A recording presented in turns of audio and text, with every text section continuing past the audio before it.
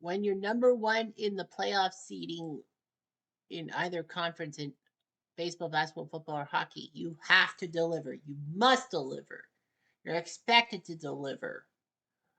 When you look at baseball, well, baseball not so much. Like you got like 7 teams in each league making it, and only one. Like super teams, like the 2021 Dodgers, should have made things happen as the 1 seed, but fell flat. For football, it's almost every number 1 seed that has to face a 6 seed. Case in point, the Baltimore Ravens, who should have been huge a few years ago against the Tennessee Titans and fell to Derrick Henry and co. In hockey, 1 versus 8. The 94 Detroit Red Wings became the first victims of the 1 versus 8 due to the fact that they were the 1 seed in the Western Conference and San Jose was the 8 seed in the first year that the NHL went 1-8. And the Sharks won in Game 7, in that famous Game 7. And a lot of teams like Montreal being the 8 seed coming through and shocking Washington in the first round in 2010. If you're looking at the Eastern Conference and all that, you have to finish the job. For basketball, it rarely happens, but it does happen. And this team definitely deserved to be through great times as a 1 seed instead of a lousy laughingstock losing to an 8 seed. Anyway, let's talk about the 2011 San Antonio Spurs. We're playing basketball sims. We're playing basketball sims. He's playing What If NBA. Cutter's doing What If NBA. Yeah.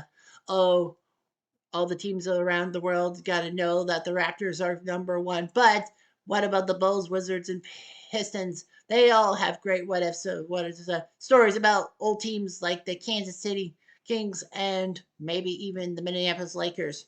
But we all know we're going to do some basketball. He's doing basketball. He's doing basketball. What if? Cutter's doing what if NBA? So what if NBA?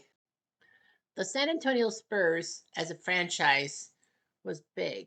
It was one of the rare ones that actually went from another league into the NBA.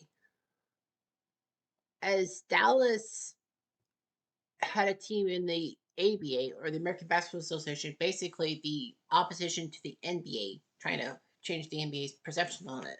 The ABA with their 3-point line, red, white, and blue basketballs, and slam dunking competitions. Although sometimes it was good, like San Antonio was a decent team.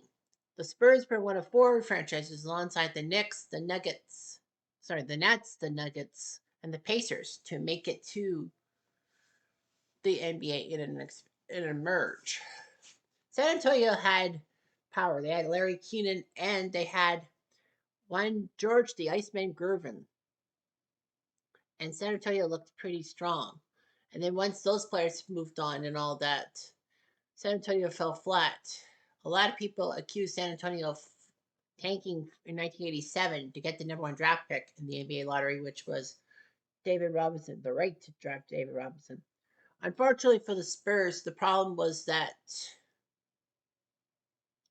David Robinson. Well, Navy. Well, David Robinson went to Navy, and Navy at the time had to have athletes do a 2-year hitch. That's why people like from the Army and Navy were not drafted that high up. Of course, James Brown asked the San Antonio general manager after San Antonio won that 1987 draft lottery, saying that the whole thing with David Robinson and the 2-year military hitch. How do you feel about it?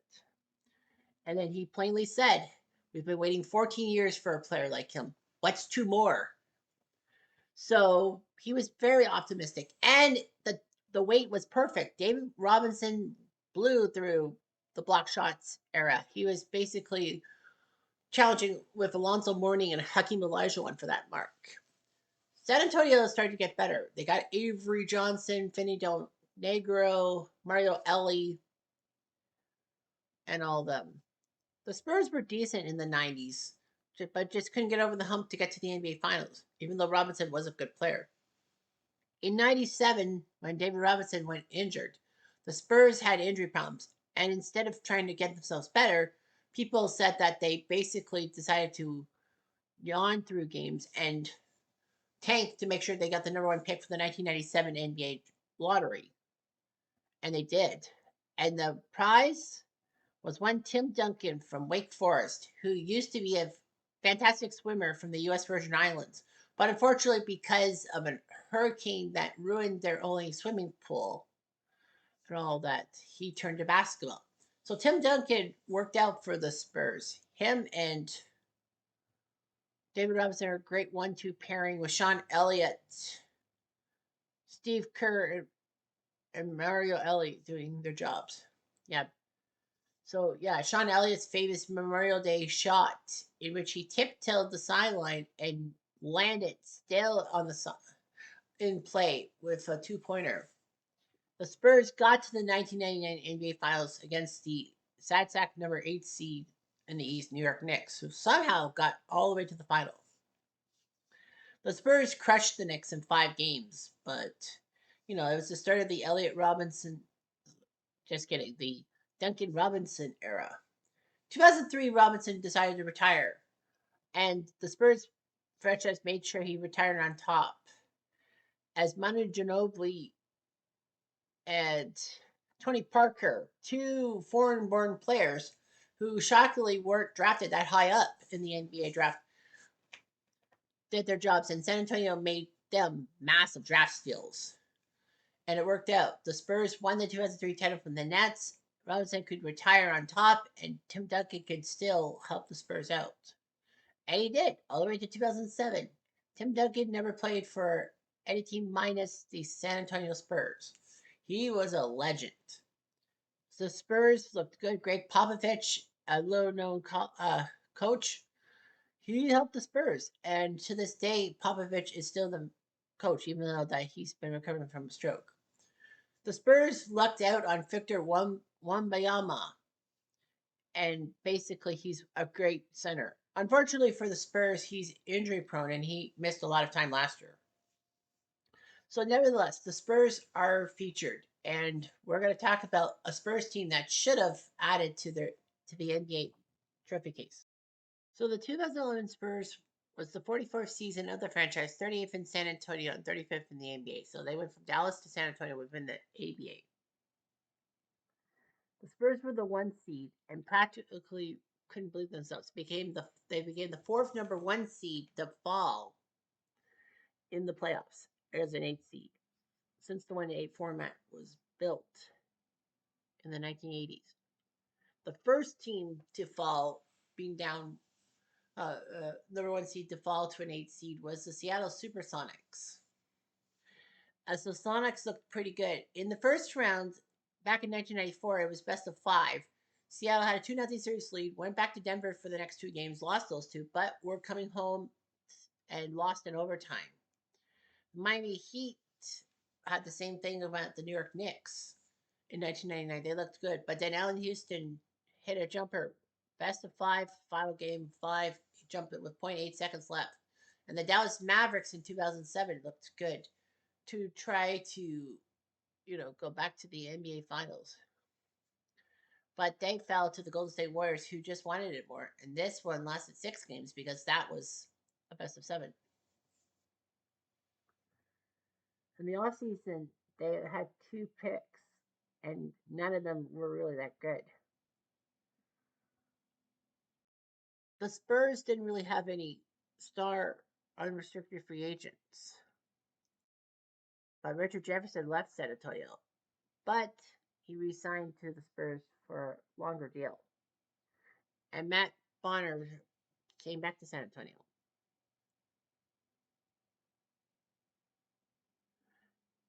Anyway,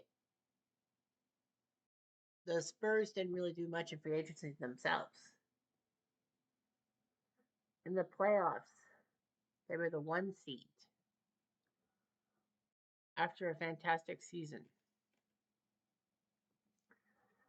And Manu Ginobili couldn't play in game 1 because of a sprained elbow. Memphis won. San Antonio did make it 1-1. But unfortunately, the Grizzlies won both games at home 3-1 in the series, and San Antonio had to win Game 5 on home turf. Gary Neal hit a three-pointer to force overtime in Game 5, which the Spurs won. However, Game 6 back in Memphis, they couldn't beat it. So good old Craig Popovich being the coach. The players were James Anderson, DeJuan Blair, Matt the Red Rocket Bonner, Tim Duncan, Manu Ginobili, Danny Green. Yes, that Danny Green, Raptor fans. George Hill, Richard Jefferson, Antonio McDyess, Gary Neal, Steve Novak, Tony Parker, Chris Quinn, and Thiago Splitter. So in the regular season, they won 61 games, beat Dallas by 4 for the Southwest spot, and they, with New Orleans and Memphis, got in the playoffs. So 4 teams from the Southwest made the playoffs. Houston were 4 games above 500, but yet missed the playoffs. Spurs won 61 games. The Lakers were number 2, Dallas number 3, and Oklahoma number 4. Memphis won 46 games, lost the tiebreak to New Orleans. That's why they were the 8th seed. And in the playoffs, they looked good at home, but on the road, they just shit the bed at the FedEx Forum. So, yeah, Richard Jefferson doing his job on other things. Manu Ginobili and Tim Duncan were voted to the All-Star game as reserves. Manu Ginobili made the 3rd team. Gary Neal made the All-Rookie 1st team.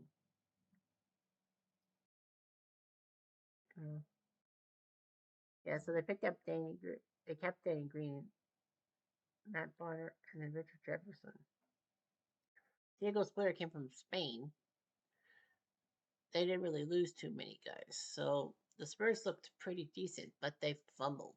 So what would happen if the 2011 Spurs kept going on in the playoffs? So if the Spurs had done the job and taken care of Memphis in the first round, instead of losing to the 8th, they would be hosting the Oklahoma City Thunder in the Western semifinals. A young Oklahoma City team, just a few years after they got the franchise from Seattle. Now, to note that the NBA, unlike the NHL, does not reseed in the playoffs. Well, NFL too reseeds, but anyway. So the NBA, if it's 1 versus 8, you face 4 versus 5 no matter what. Even if like number 1 wins and then like the 7 or 6 seed wins. Normally in hockey, you would have that team move on to face number 1 easily. But no, it didn't happen that way. So yeah, was it Oklahoma City that made the final 2011? I can't remember. No, it was Dallas. It was Dallas Miami Part 2 and then all that. But yeah. So if I'm correct, then Dallas was the Western winner. So whoever wins this series will face Dallas no matter what. We're not going to touch the other series or the other conference, as we all know Miami is the leader. Anyway, so game 1 in San Antonio would be a 101-86 win for the Thunder as Jeff Green put up some points. 23 points by Westbrook, 22 by Durant when they were really good with the Thunder. And James Harden also there. So they had a good core 3, but couldn't win it all. They had Nick Collison, Fabulous Sabulosa. Oh, sorry, Kevin Green, Jeff Durant, Jeff Green, Russell Westbrook, James Harden, and Kendrick Perkins.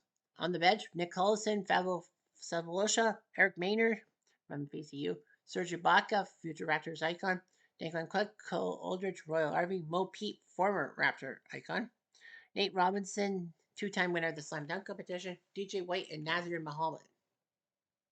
For the Spurs, 15 from Parker, 12 from Manu, 10 from McDyess, Jefferson, Duncan also there, Matt Bonner, Gary Neal, George Hill, DeJuan Blair, Diego Splitter, James Anderson, Danny Green, I'm the Ducka, Steve Novak, Larry Owens, and Chris Quinn were there. So game 1 went to the Thunder. Game 2 goes to the Spurs, remembering who the hell they were.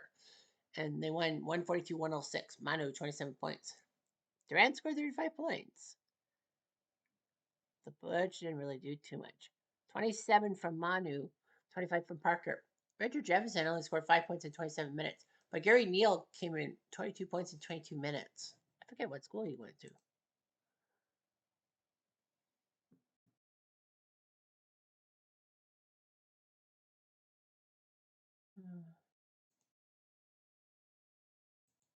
You can't do that. So anyway, we're headed to Oklahoma for Game 3. Oklahoma. And in the end, the Thunder win thanks to Kevin Durant's 33 points, 9 rebounds. So the Spurs are down 2-1. James Anderson, 14 points in 14 minutes off the bench. Nice. 33 from Durant. Sevolosha. At 2-1, it would be overtime magic for the Thunder. They were actually down by 11. Spurs looked like they were going to make it 2-2, but the Thunder made it 3 games to 1. 21 points from Manu. 31 from Westbrook, 26 from Durant, 13 from Harden, 6 from Daquan and Cook. So it's 3 games to 1. So the Spurs will need to win 3 straight. And they win that one. Manu scores 21 points as they do win on home turf. 25 from Westbrook in 27 minutes. Pretty good. Harden only 5 points. What's weird. 7 points by Serge Ibaka. 26 from Tony, 21 from Manu. Game 6 in OKC sees the Thunder lose 103-82 as Tony Parker puts up 13 assists, and the Spurs are forced a Game 7. Will this simulation be a long one?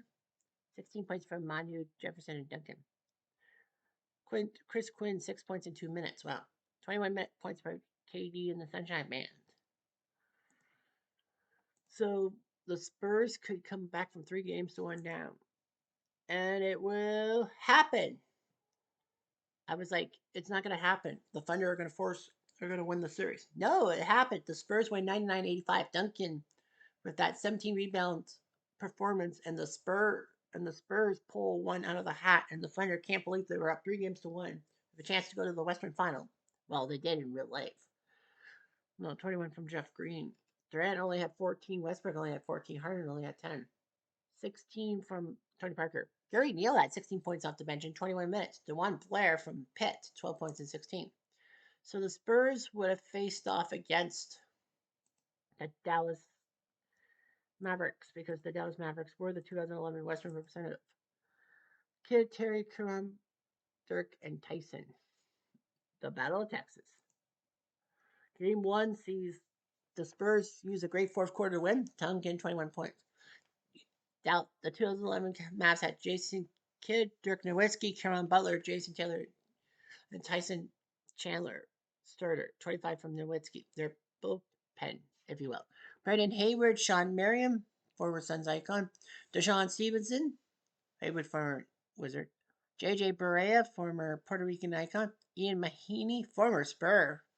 Peja Stojakovic, former Raptor and Sacramento King. And Brian Cardinal. 21 from Tim Duncan.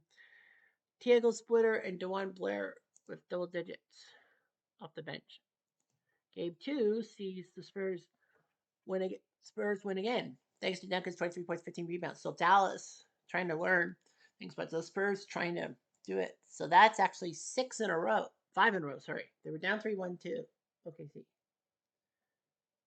Anyway, every starter had at least double digits. 23 from Tim Duncan. Spurs up 2 games to none. And it would be the Mavericks winning on home turf. Tyson Chandler, 13 points, 14 rebounds. Duncan, 19 points in 29 minutes. Bonner, 14 points in 23 minutes. Owens and I with Duncan. Well, Dallas had some different players. Oh, Mahinmi, Sancho, Pavlich, Alexis Ajinka, Corey Brewer, sweet. Where's he back? Oh no, wait. No, he's from Florida. Fuck. Brian Cardinal and Dominic Jones. Nevertheless, Game 4 sees the Spurs. Remember who they are, 107-101. So the Spurs go back home with that 3-1 series lead. Hopefully they don't become like the Thunder and blow it. 12 points from Gary Neal off the bench. 26 from Dirk. Spurs need this win. And they do. The Spurs get the 3-1 lead and use it. They don't let Dallas force a game 6. So the Spurs would win in 5 as Tony Parker did his job. 25 points from Dirk Nowitzki. Jason Kidd only had 5.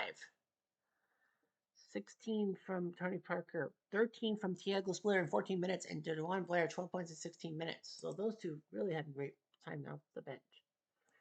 I don't know who had the better record in 2011, Miami or San Antonio. I think it was Miami. Nope, it was not. Mike Bibby, yeah. So the Miami Heat in 2011 will be the next opponent for the Spurs. So the Spurs went through Oklahoma City. They went through Dallas. Now they got to go through Miami. Round 1. Game 1 in San Antonio sees the Heat win in double overtime, 136-127. LeBron with 45 points. Well, in 47 minutes. D Wade, 27 points in 48 minutes. Bosch, 21 points in 46 minutes. Mike Bibby, 15 points in 38 minutes. Canadian, Joe Anthony from Montreal and from UNLV, 8 points in 35 minutes. They had Mario Chalmers, Eddie House, Eric Dampier. Chalmers, former Kansas icon. Eric Dampier, former Dallas Maverick. Sardonius Ilgauskas, former Cleveland icon. Udonis Haslem and James Jones also on their bench. The Spurs, 31 points from Manu Ginobili in 40 minutes. Duncan at 26. DeJuan Blair, 10 points in 23 minutes.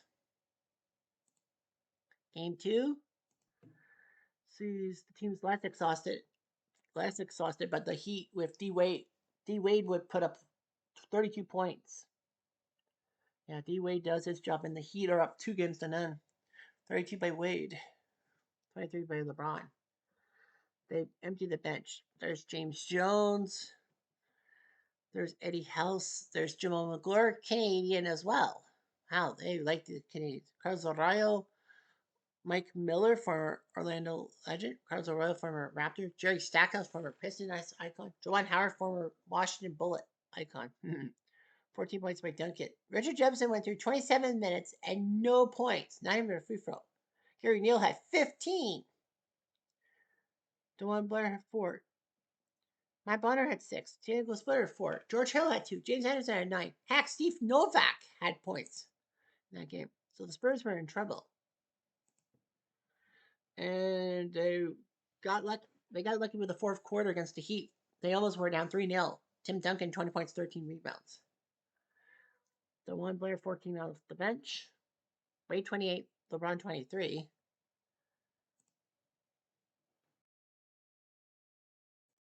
Game 4 sees the Heat win thanks to D Wade's 33 points, 9 rebounds.